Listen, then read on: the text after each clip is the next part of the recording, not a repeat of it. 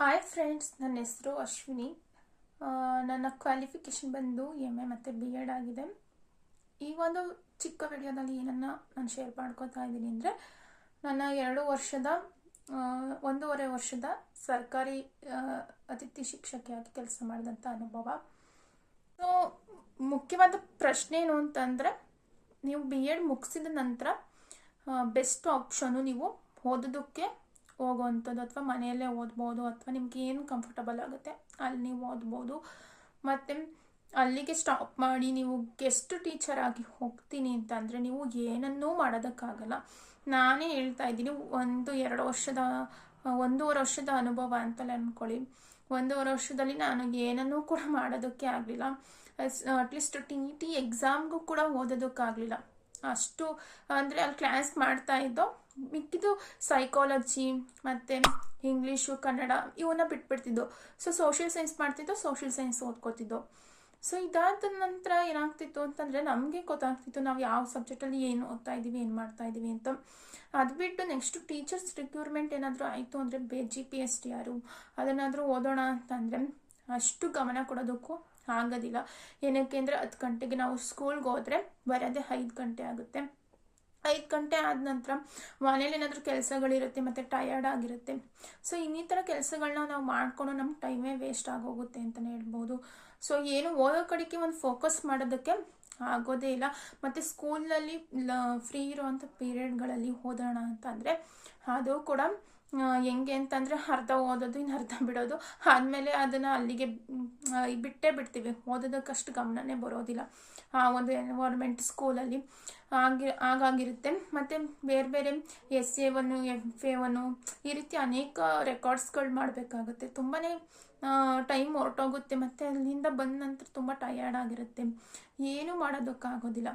So ನೀವು B Ed ಮಾಡ್ತಾ ಇರೋರು, ಹಾಗೆ ಬಿ ಎಡ್ ಮುಗಿಸ್ಕೊಂಡು ಟೀಚರ್ಸ್ ಆಗಿ ಹೋಗ್ತಾ ಇರೋವಂಥವ್ರು, ಕೇವಲ 10,500 ರೂಪಾಯಿ ಅಮೌಂಟಿಗೋಸ್ಕರ ನಾವು ಇಡೀ ಭವಿಷ್ಯವನ್ನೇ ಕಳ್ಕೊಳ್ಳೋದಕ್ಕೂ ಆಗಲ್ಲ.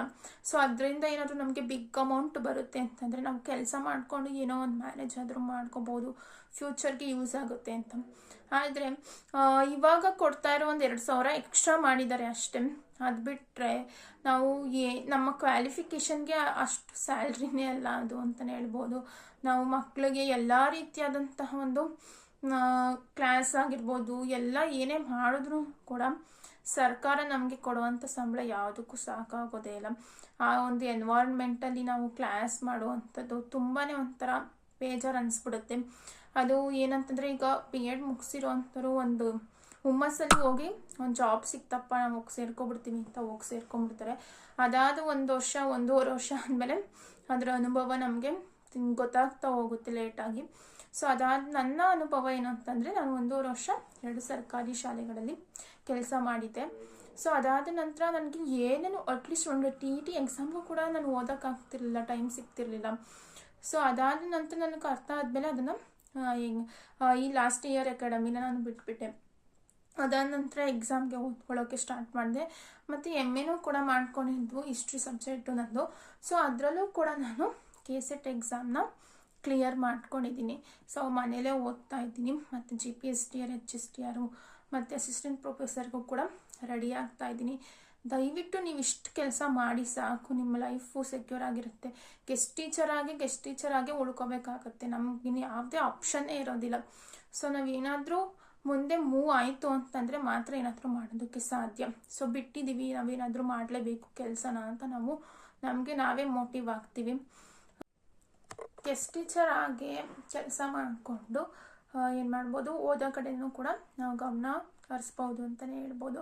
ಬಟ್ ಕೆಲಸಕ್ಕೆ ಹೋಗೋಕ್ಕಿಂತ ನಾವು ಓದೋದಕ್ಕೆ 1 ವರ್ಷ 2 ವರ್ಷ ನಾವು ಇನ್ವೆಸ್ಟ್ ಮಾಡಿದ್ರೆ ತುಂಬಾ ಈಸಿಯಾಗಿ ಎಕ್ಸಾಮ್ಗಳನ್ನ ಕ್ಲಿಯರ್ ಮಾಡ್ಕೋಬೋದು.